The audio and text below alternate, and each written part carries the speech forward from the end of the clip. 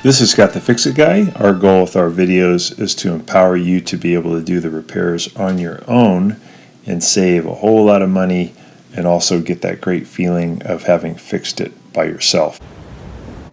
Today we have the very common OE error where the LG washer dryer doesn't drain anymore, and it's due to a worn out drain pump. Pretty easy to replace though. So we just took the cover off the front here. We're going to take out two Phillips head screws that are holding on the bottom plate. And this is the pump that you need to get, and they're pretty cheap. This one comes with a 1-year warranty. You can get it from Amazon through Prime.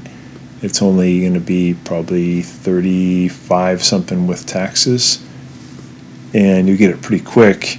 Once you get the new pump, here's a little link here you can use to order the pump. Just got to remove this bottom panel. So once you get off those two screws, we're going to pry it off with a standard head screwdriver. Here's what the new pump looks like.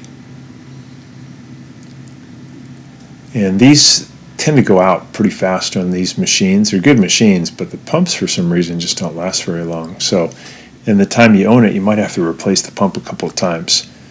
So we're going to zip out that last Phillips head screw. These are have like a white coating on them, just so it's easy during reassembly. And we're going to use a standard head screwdriver to help us to get this bottom panel pried off, and then we're going to lift it up off of its clips at the bottom. And now there's going to be 3 Phillips head screws that we want to remove that are holding the pump in position to the frame. These little silver Phillips head screws, 3 of them. Want to get those out. We also want to pull the power connectors off of the pump. They're right here in my left hand. Just pull straight back, and we're going to slip the wires out of a little holder, get those out of the way. We don't have to disconnect any of the hoses. You can, but this is a little faster way to do it. So I do these pretty often, and this only takes a few minutes if you use this method.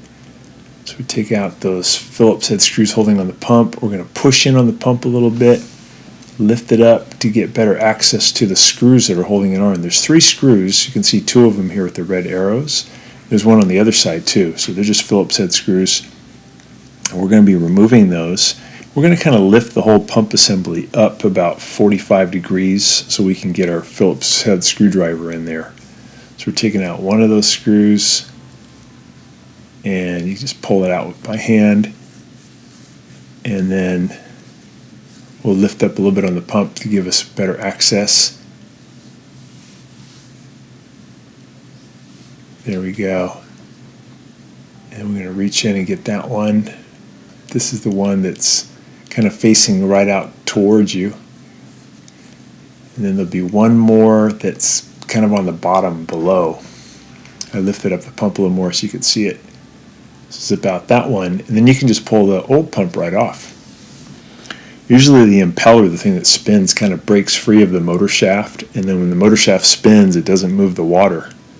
This one seems a bit cockeyed, like it got hit by something. So before I put in the new one, I'll reach in to the pump assembly where this impeller used to live to make sure there's nothing caught in there, like there's not a coin or something or a paper clip. So it looks good, it's nice and clear.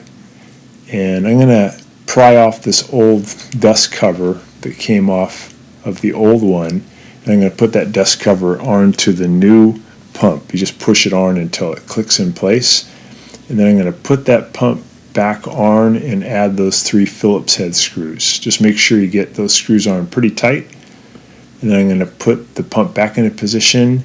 I'm going to add the 3 Phillips head screws that were holding it on and add the power connectors back in, the modular connectors, to give it power. And then I can turn it on and have it fill. We do call this a leak test. So we're going to turn it on like it's normally would be a normal cycle, let it fill with water, and we're just staring in here to make sure that there's no water pouring out. If you did have some water, it's not a big deal. It just means that you probably have to get those 3 Phillips head screws a little bit tighter.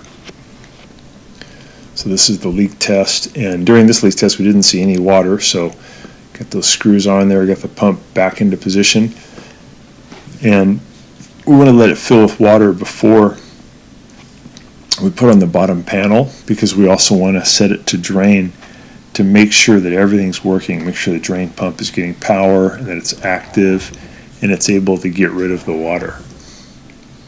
So this is a really common repair on the LG washing machine.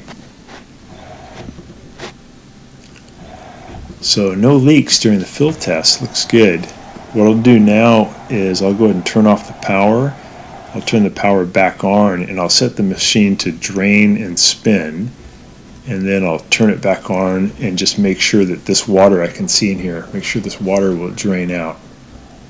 So turn it off, turn the power off, test out the new pump. I'll set it all the way over here now, get the power back on, all the way to drain and spin. And when I start it, the drain's going to turn active here any second. Yep, I can hear it. And I can hear the water moving. So it is draining the water out pretty fast, as it should. Still, I don't see any leaks. So I feel good now for putting on that bottom panel, and we're done.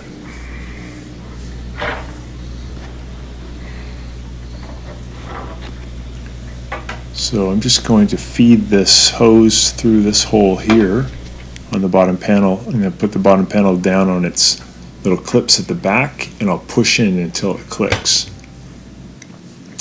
I'm going to put those two Phillips head screws back in to hold on the bottom panel.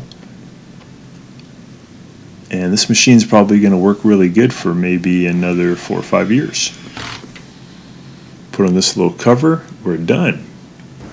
So thanks so much for watching, and please subscribe to our channel when you get a chance. Really appreciate it.